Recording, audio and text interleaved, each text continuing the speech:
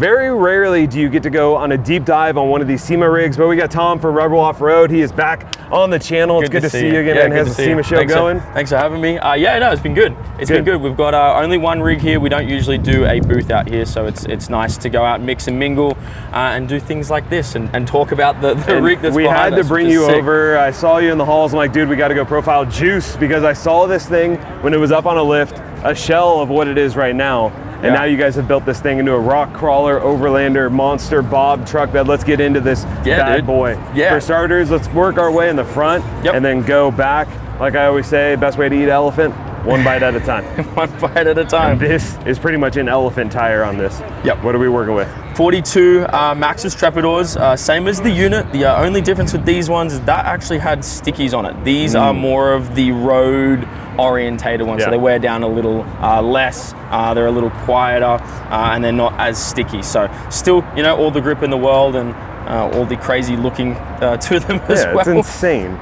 It's and then literally all the way up there. Suspension, looks like we got a long travel king set on here. What are we working with? Yes, so this is our DSS system where we pair a 2.5 coilover up with a 2.5 triple bypass shock in the front. So that's actually our Rebel Offroad bracket.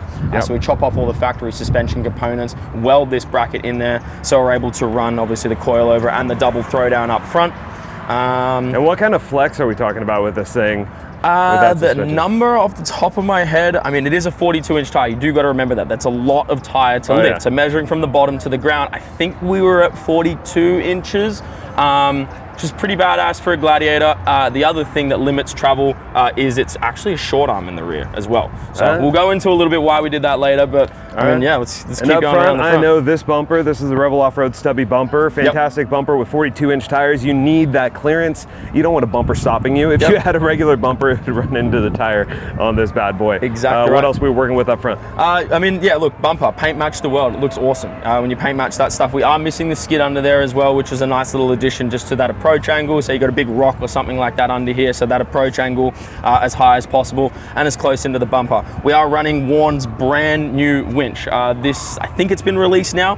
What it actually is, it's a 14,000 pound winch in a 12,000 pound body, if that makes sense. Xeon XD14S with synthetic rope.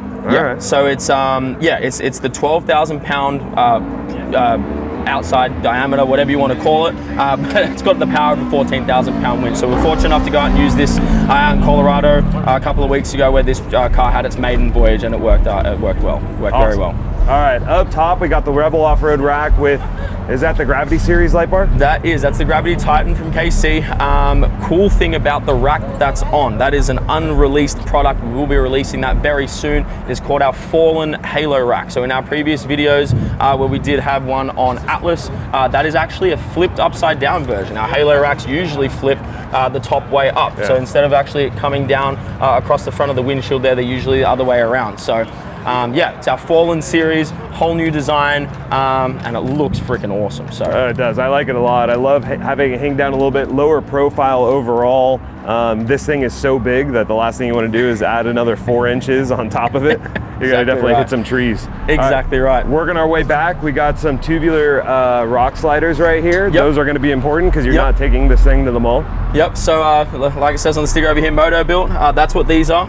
It's this company over here. These are a weld-in slider, so they're not a bolt into the frame. We actually, physically mock everything up, sand everything down, and weld it to the frame just for that extra support, so we can actually go out and batter and bruise this car. It is a rock crawler. It's what it's made for. It ain't a mall crawler, and it's not necessarily an overlanding rig. We've literally just got back from Moab from wheeling the shit out of this thing. So that's awesome. I mean, you could mount a rooftop tent, but you're kind of making yourself more top heavy, which isn't the whole point. Now this is brand new.